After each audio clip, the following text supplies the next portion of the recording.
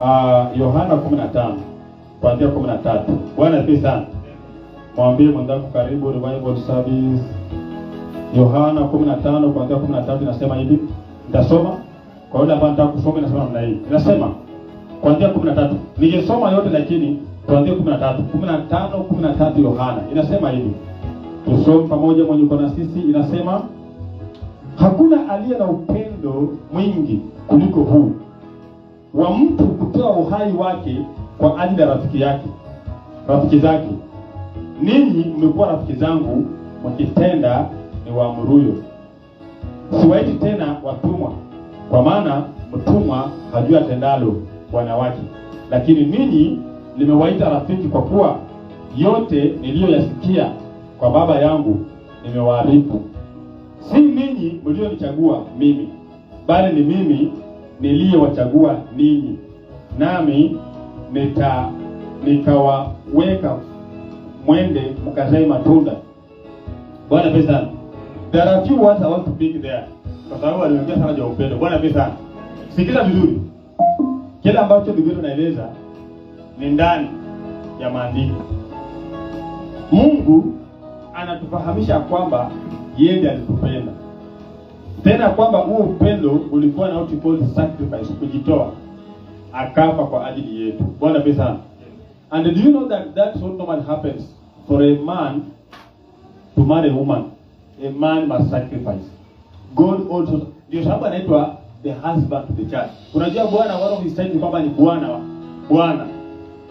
Na kule ambako tuko sahihi, hilo jina Bwana limeruhusi maana. Ndio sababu ndoa nyingi hasimami. Siko nipite pale. Hilo jina Bwana. Unajua Bwana, women who are here, let me see. 1 2 3.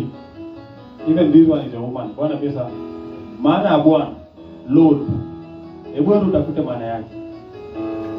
Hiyo jina inapoteza maana yake kwa sababu ndoa zinavunjika. Bwana pesa.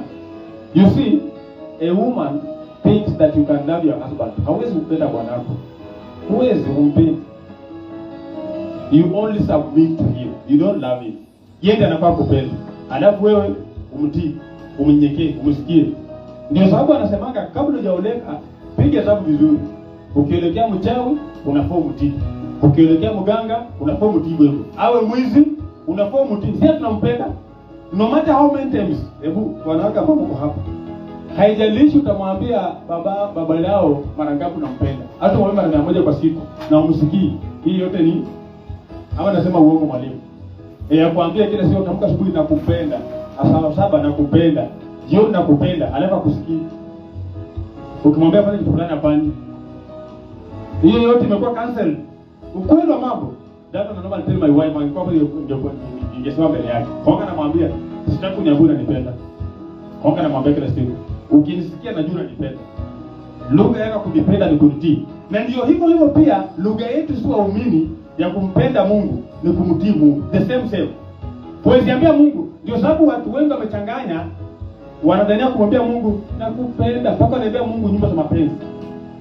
Na hawafanyi yenye anataka. Ni uongo. Bwana pesa. Mpaka mtu anafanya sauti ni kama anaambia boyfriend. Hata ufanye sauti ikae kama gani, na wewe ufanye vile Mungu anasema, unadanganya. Na hivyo ndio ilivyo. Hata mwanamke ukue wewe na kujua kukata mauno na kufanya kila kitu, na ufanye anasema bwana wako, hakuna ndoa hapo. Atapata ndio sababu unapatanga anapata kamsichana pale Kenyatta akina kiuno kama wewe. Kanapiga kwenye kibanda. Akifika anafanya umekuja karibu. Wewe leta pesa weka hapa maji huko. Anasema sasa huyu atanipenda. Sio ile bibi yangu mwenye anakaa mrembo mwenye kuchagua. That's how it is. Sasa what you are saying is true. Ever told nikasema kwamba sisi wanadamu hatupende Mungu. Na kweli Biblia inasema kwamba kila mwanadamu yuko katika njia zake. Na kweli tuangalie vizuri. Nani ambaye anasema hapa anapenda Mungu ni kweli? We are only coming to God because of what he can provide. That's the reality. Kama tukiwa na njia mbadala ya kupata kile Mungu anatupatia, wengi hatuwezi kumwendea Mungu kila siku. Huo ndio kula mambo. Kama inawezekana kwamba tunaweza epuka mikono ya wachawi, waganga, magonjwa kama hivyo, wengi wanajihaki Mungu. Na ndio sababu watu wengi hata leo wanajihaki Mungu. Kwa sababu wanakuwa na access ya zile vitu bila kupitia kwa Mungu. Sasa hawataki Mungu. Bwana pesa. Ungekuwa wewe mzima tu, magonjwa yakusumbui, mashetani haya yakusumbui, unajua waganga hata hakusumbui, Mungu mtafuta wa nini? Wa nini? Bwana pesa sana. So yeye ndio Mwokozi. Ukisoma Biblia vizuri, naye mwanamke anaokolewa kwa mume. Bwana pesa. Wanawake. That's why there are some teaching the scripture. Usipoelewa ni ngumu sana. Ukishasoma inasema kwamba mwanamke naye ataokolewa kwa kumtii mume na kuzaa na kuwa katika maisha utulivu. Tumeshasoma kweli? Tutasoma siku nyingine hapa ndio mjue. Hiyo ndio kula mambo. So ukiangalia kanuni za Biblia zimegeuzwa. Ndio sababu dunia iko katika kikoli chaos. Angalia, wakati wa Nuhu kulikuwa na chaos. Huenda kulikuwa na vita, vurugu na mapigano. Leo vurugu ambayo tutakuwa nayo ni watu kugeuka neno la Mungu na kutembea visivyo Mungu anavyotaka.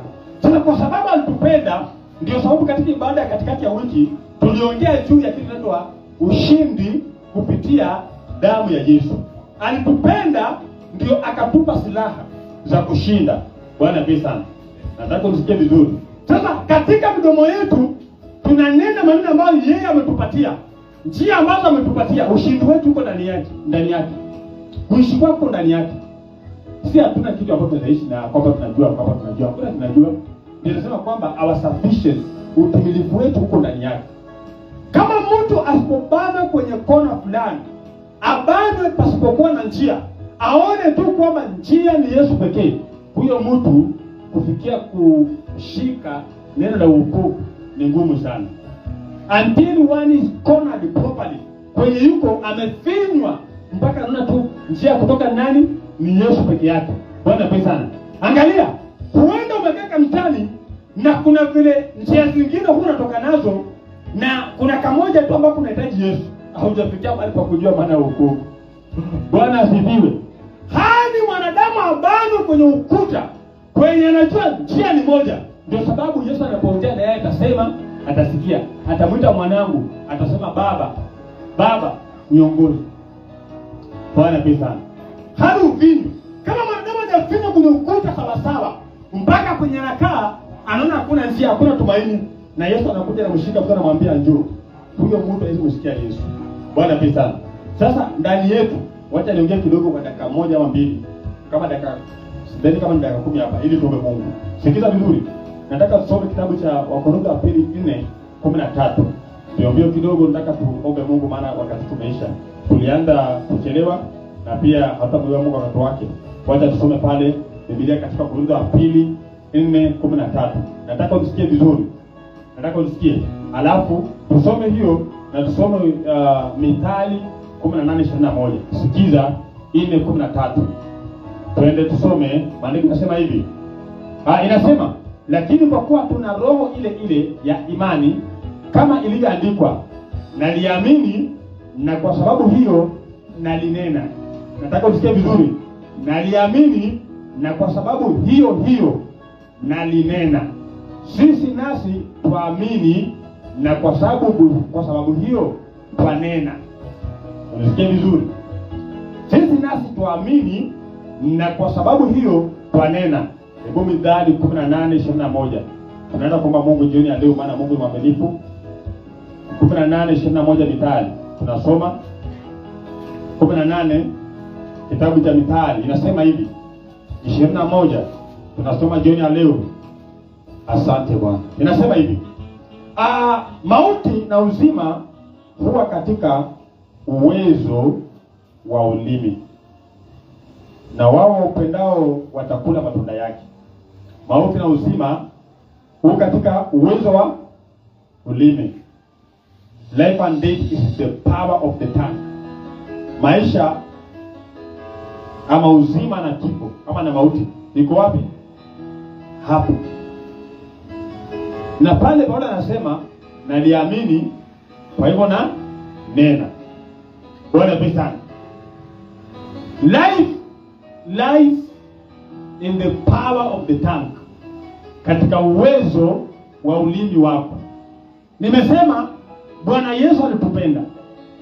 Akalipa gharama ya wokovu msalabani kupitia damu yake. Tukasoma Biblia katika Ufunuo 12:11 ikasema ya kwamba walishinda kwa damu yake na kwa ushuhuda wa mwanakondoo, walishinda. Sasa hapa naye inasema ati naliamini, kwa hivyo nanena. Vita ambavyo tutapigana navyo tunaweza shinda kama tukiamini na kunena. Walishinda kwa damu, nasi tunaamini katika hiyo damu na tunanena. Katika maombi tunanena hiyo damu na kuijiri katika maisha yetu. Ndio Sulemani anasema kwamba kifo na uzima, ama mauti na uzima, viko katika nguvu ya ulimi, usemi, unachosema, unachokiri. Pengine anasema kwamba kile mwanadamu anakiri ndicho anachokuwa. Nasi tunajua kwamba walishinda kwa damu ya mwanakondoo. Kwa hivyo tunakiri nini? Damu ya mwanakondoo. Tunakiri katika maisha yetu. Bwana pesa na kupatia msingi wa usemi katika maombi. Tunakiri damu, manake tuliamini, tunanena. Maandiko yanasema kifo na uzima ni katika nguvu za usemi, katika ulimi wetu. Nimeamini nini? Damu ya Yesu ambaye yeye kuniokoa. Kwa hivyo nanena, aliyenipenda. Kwa hivyo maneno yatakayojaa ulimini mwangu ni maneno yatokanayo na katika imani yangu. Ninachoamini. Nimeamini nini? Nimeamini damu ya Yesu. Walishinda kwa damu ya Yesu, kwa hivyo nami nashinda kwa damu ya Yesu. Walitawala kwa damu ya Yesu, nami natawala kwa damu. Kwa sababu gani? Naliamini, kwa hivyo nanena. Watu wengi wanakosa kunena katika maombi. Wanakosa kunena katika shida. Wakati wamepambana na magonjwa, wanakosa kunena. Wakati wanaona kama misingi imetikisika, wanakosa kunena. Damu ya Yesu, naliamini damu yake, maana aliweka maisha yake chini ili niokolewe. Sasa nanena nilichoamini. Bwana asifiwe. Haleluya. Unaamini nini? Haleluya. Haleluya. Inua kwa Mungu yako. Nimesema sana wakati mwingi, Mungu wetu mwenye nguvu ni Baba wa milele yote. Mungu wetu mwenye nguvu ni Baba wa milele. Mungu wetu mwenye nguvu ni Baba wa milele yote. Mungu wetu mwenye nguvu Baba. Mungu wetu mwenye nguvu Baba wa milele yote. Mungu wetu mwenye nguvu ni Baba wa milele. Ni mwenye nguvu, ebeneza Baba wa milele yote. Mungu wetu mwenye nguvu, sema Baba wa milele. Mungu wetu mwenye nguvu ni Baba wa milele yote. Sema Mungu wetu mwenye nguvu, Baba wa milele.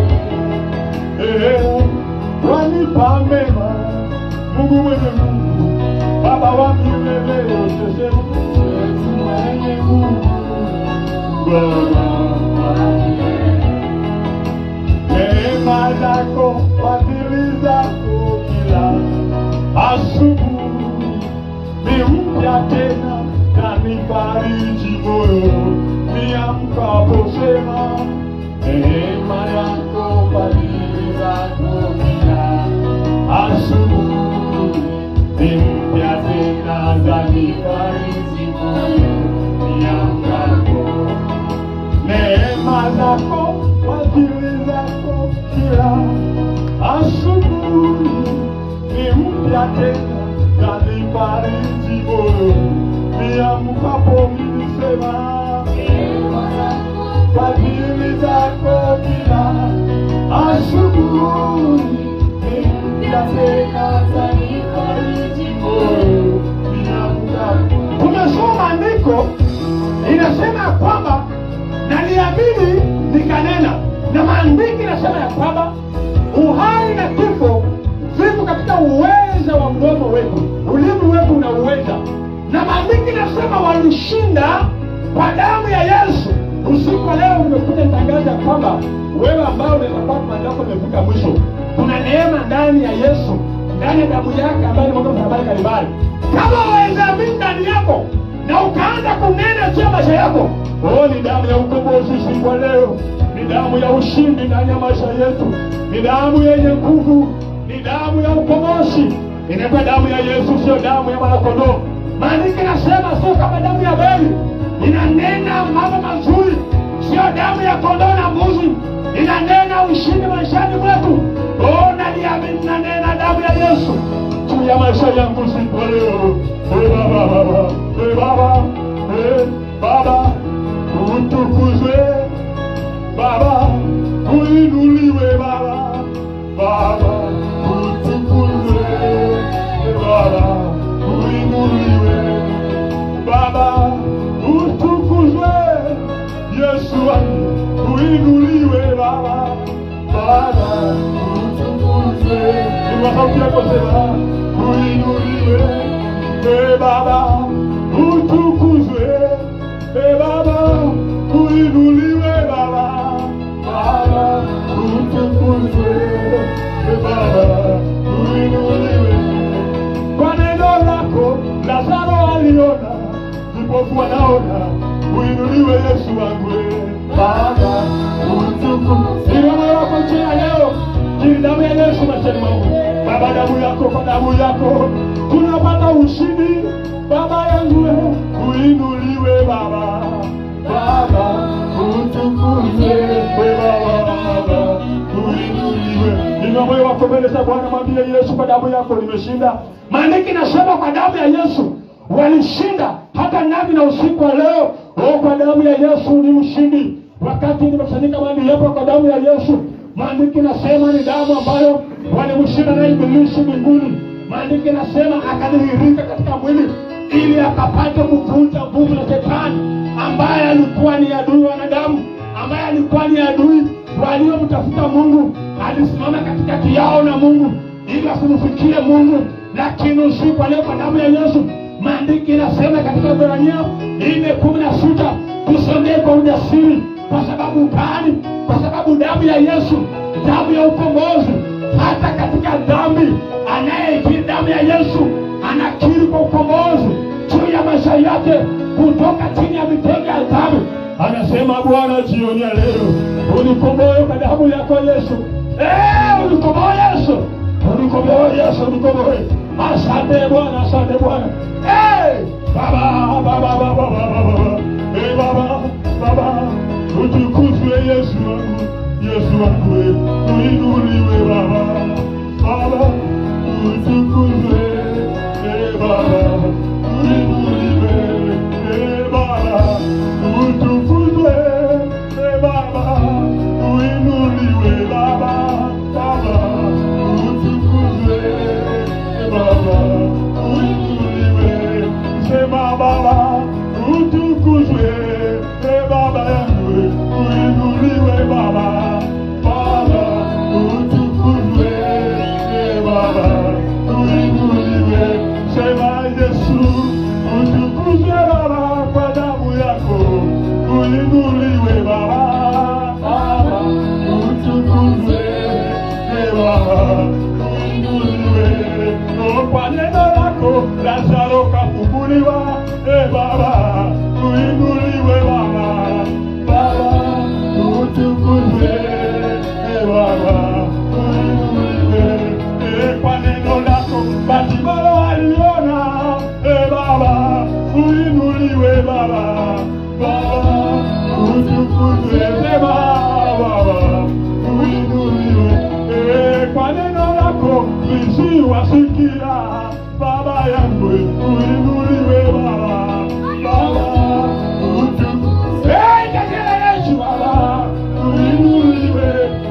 Kwa neno lako wainua walio chini Baba, wanakuwa juu, uinuliwe Baba, utukuzwe Baba, uinuliwe. Kwa neno lako Daudi mtume kama ni mfalme Baba, uinuliwe Baba,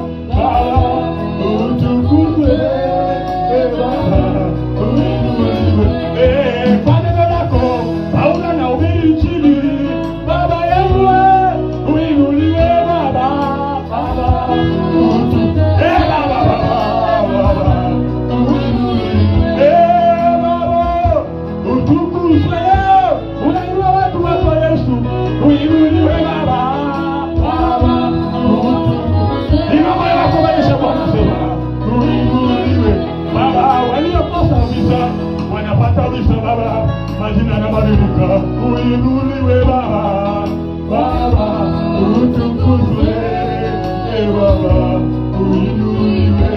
Waliokosa kazi wanapata kazi, Yesu, nasema dalili, uinuliwe Baba. Baba, utukuzwe. Inua moyo wako, sema Baba, uinuliwe. Oh, kaneno lako anapata mtoto hata leo Baba, na kuinua Baba. Baba, utukuzwe. Inua moyo wako, sema Baba, uinuliwe Baba. Waliokosa amani unawapa amani, Yesu, Baba yangu, na kuinua Baba. Baba, utukuzwe, Baba, uinuliwe.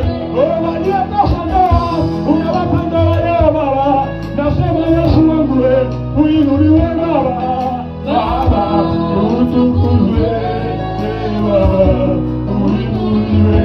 Waliokuwa wagonjwa wanapona sasa, Baba yangu, na kuinua Baba. Baba,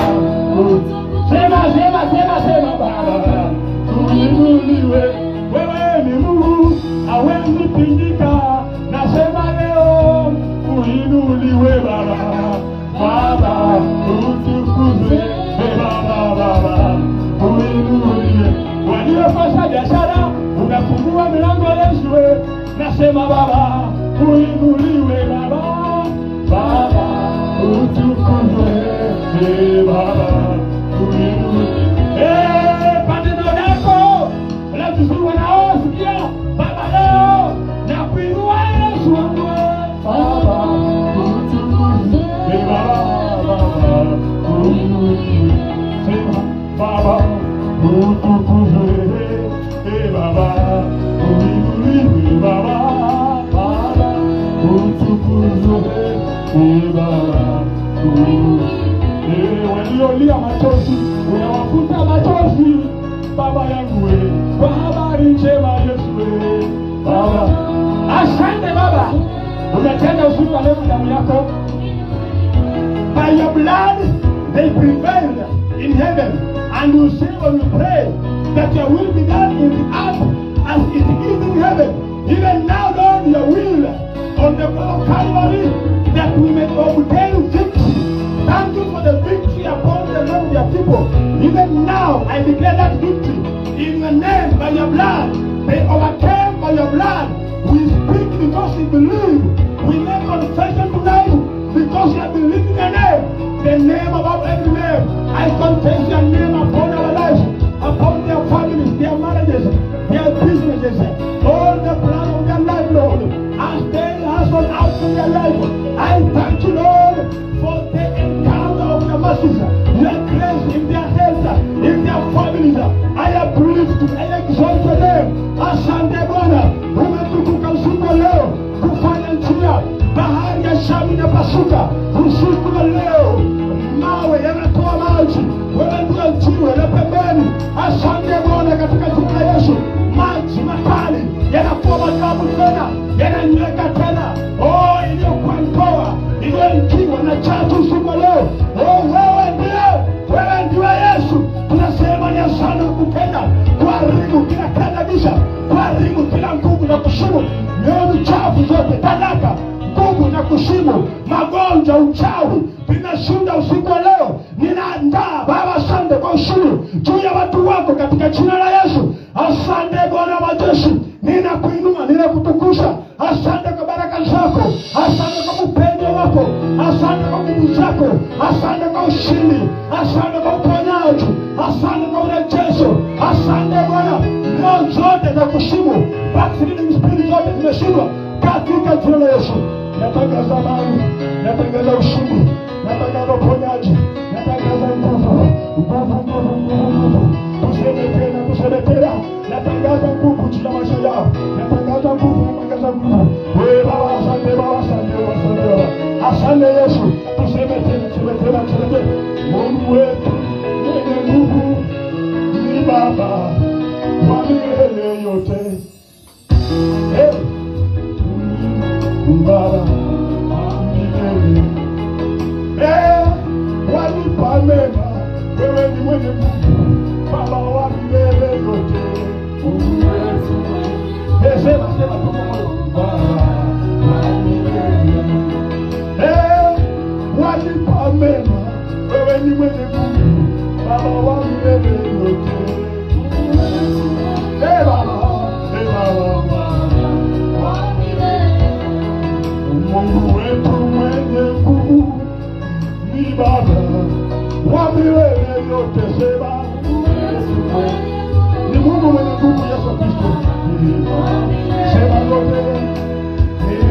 zako, fadhili zako kila asubuhi ni mpya tena, zanifariji moyoni ninaamkapo Baba. Neema zako